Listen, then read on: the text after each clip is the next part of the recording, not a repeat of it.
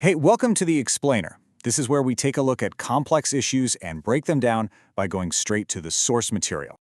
So, what happens when everyday citizens actually beat City Hall? Well, in Greeley, Colorado, that's exactly what happened. Residents organized and they won a huge battle against a billion-dollar development. But you know what? The story didn't end there. It's like a classic David and Goliath story, but what happens after David wins? That's often the most fascinating part. Take a look at these results. In a special election, more than 54% of voters said no to the city-backed plan. And look, this wasn't a squeaker. It was a decisive repeal of the zoning that made the whole thing possible. A really clear victory for the grassroots opposition. But then, just weeks after all those votes were counted, the City Council does something kind of surprising. They announced they're creating something called the West Greeley Citizen Oversight Committee. And that, right there, raises the big question we're looking at today. Why would you form a committee to review a project that the people have already voted down? All right, so let's dig in here. To really get what's going on, we first have to understand what was at stake. And believe me, this wasn't just some run-of-the-mill development. It was a massive, city-defining proposal. Okay, so the city called it the Catalyst Project. They pitched it as this visionary investment, right? The big idea was to turn Greeley into a major destination. And they said it would all be funded by tourism revenue. You know, ticket sales, hotel stays, the whole shebang. And the best part? No new taxes. But, and this is a big but, the funding was super controversial. The city wanted to use this tool called Certificates of Participation, or COPs for short. Now, what COPs do, essentially, is they let a city take on long-term debt without getting direct approval from voters. That's a big deal in Colorado because of the Taxpayer's Bill of Rights. So it's basically a financial workaround, and it became a huge point of conflict. And this slide just lays out the core conflict perfectly. On one side, you've got the city, seeing this self-funding economic engine. But on the other, you have a citizens group, Greeley Demands Better, and they saw something completely different. They saw a deal that piled all the risk onto the taxpayers. They were pointing out that 46 city buildings, we're talking City Hall, the police station, were being put up as collateral. That's a huge deal.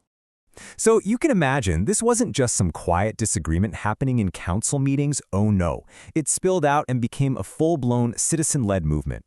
You had this nonpartisan coalition of residents, and they went out and collected nearly 9,000 signatures. That was enough to force the issue to put the project's zoning ordinance on the ballot for a citywide vote on the whole deal. And get this, almost 21,000 people voted in this special election.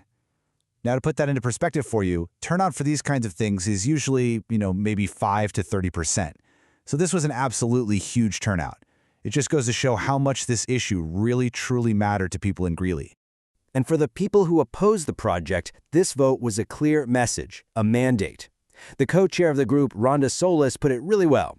She said their goal was never to be anti-growth. It was about stopping what they saw as a really bad, fiscally irresponsible deal that basically benefited a private developer at the public's expense.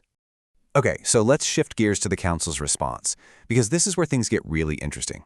We're going to see how this committee idea builds into a pretty sophisticated political strategy. You see, creating a committee after the people have already voted no, that's where the real political game begins. So, publicly, Mayor Dale Hall framed it as a direct response to the voters. He said things like, "We've heard you," and that this was all about being more transparent. The official line was that it was a way to, and I'm quoting here, take a step back, do our due diligence, and determine the best path forward. But if you dig a little deeper, you start to see several, let's call them strategic benefits for the city council. This wasn't just about listening. The way this committee is structured gives them at least 4 distinct political advantages that, well, could help them get what they wanted in the first place. First up, that 6-month term. That's not an accident. It creates a really critical cooling-off period. Think about it. The intense emotional energy that fueled that no campaign, that's really hard to keep up.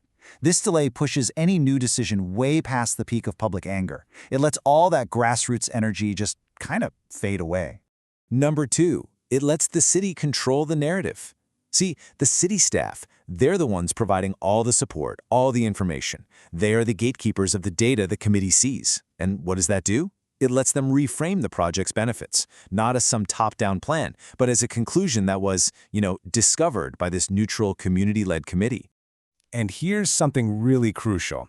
It's not just about what's happening inside those committee meetings. While this group is busy deliberating for 6 months, the City Council is not just sitting on its hands. They're making other moves that could have a huge impact on the final outcome. They're creating what you might call facts on the ground. For instance, they're pushing ahead to finish a $17 million water line. What that does is it makes the area physically ready for big development, no matter what the committee ends up saying. On top of that, they also get to appoint a replacement for a vacant council seat, which lets them shore up their pro-growth majority before any new vote might happen. And you know what? This isn't the first time we've seen a strategy like this. If you look back at the Terry Ranch Water Project controversy, you see a really similar pattern. Back then, public worries about water safety got channeled into a long, technical review by so-called experts. This time, financial worries are being channeled into a citizen oversight committee. It's basically the same playbook, just updated for a new problem. So where does this all lead? What is the real purpose of this 6-month committee? Well, you can really look at it in two very different ways. On one hand, is this a genuine effort to build consensus? A real attempt to engage the public and find a better path forward? Or is it a strategic move designed to co-opt the opposition, a way to soak up all their energy, quiet the dissent, and in the end, bring back the very same project, just with a new, shiny, community-approved sticker on it? The answer to that question is going to shape the future of West Greeley for sure. But more importantly, it brings up a really fundamental question for any city anywhere. At what point does a process that's supposed to be about public engagement actually turn into a tool of political strategy? That right there is the billion-dollar question that the people of Greeley are going to have to answer.